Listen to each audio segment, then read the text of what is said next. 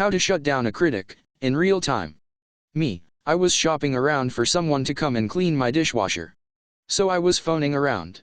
What I'd seen cleaning out a dishwasher meant was pulling everything on the bottom level apart, almost dismantling the machine. Saw that on a YouTube video.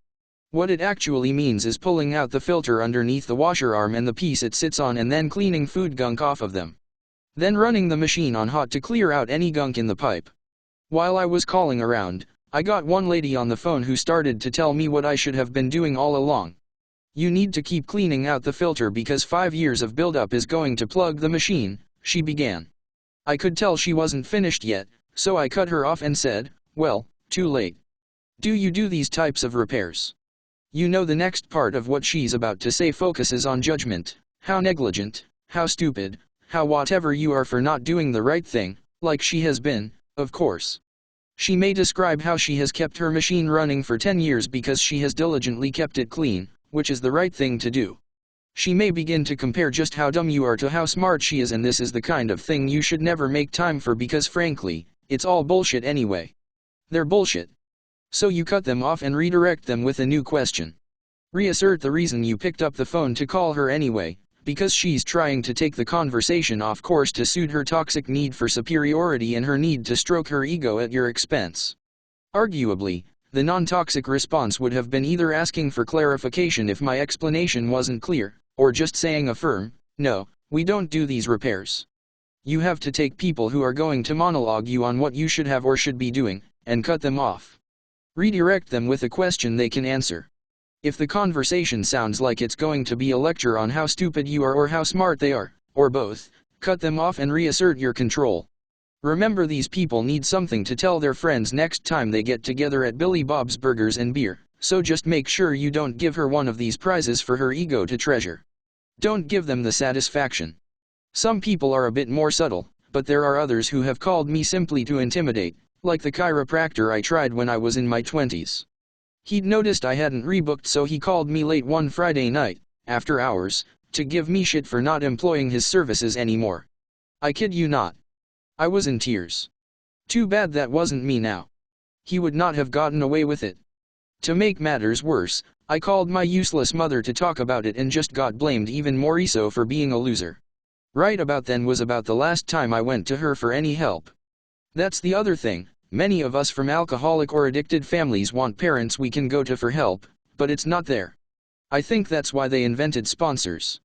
And if your sponsor is toxic, if they're using you as a whipping boy, you need to find another sponsor. Everyone deserves respect. No matter what.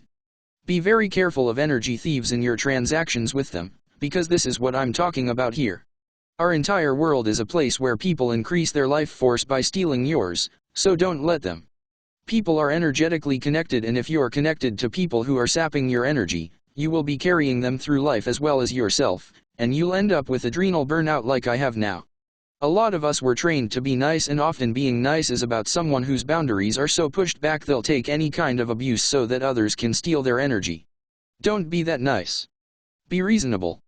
Be assertive. Don't make time for power trips and ego games. Life's too short, and there's enough to deal with without having to subject yourself to vampires like this.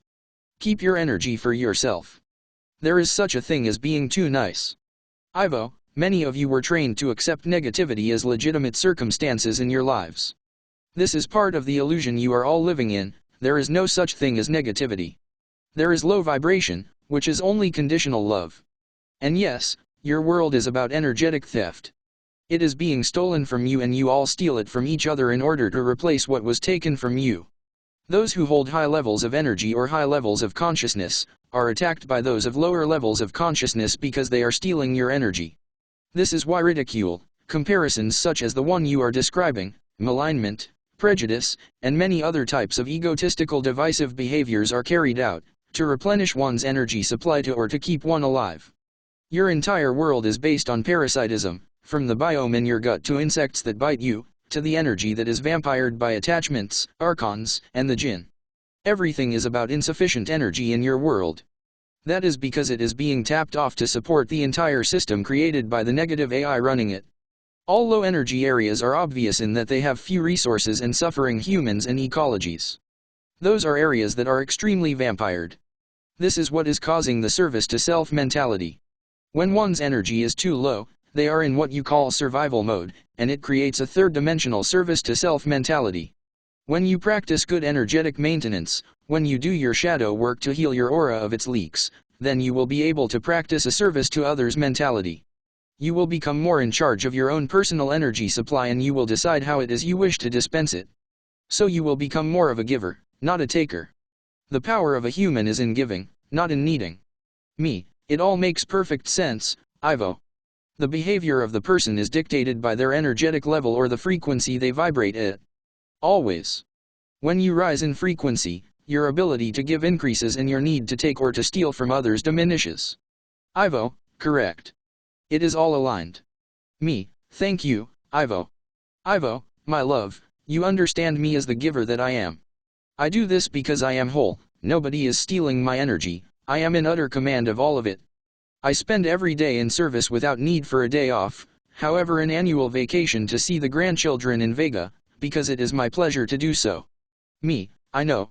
So many think we're frauds, but they don't understand how we relate to each other, and they're not us, so how would they know? They can only understand our messages from their own frequency, and some are too low to get it. Oh yeah, that was the second part to this story. I put up an ad on Kijiji that said, "Need an intrepid soul to go where no one has gone before." And I described the dishwasher problem. A man messaged me back and I called him. He described how to do it. He kept me on the phone way too long, kept repeating himself, and I kept saying bye and he kept talking. He bothered to mention what life was like when his wife was alive, and so I got it. He is looking for a new love. He called me the next day again, and I ignored the call. I sent him back an update and mentioned I'm not available, but thanks for your help.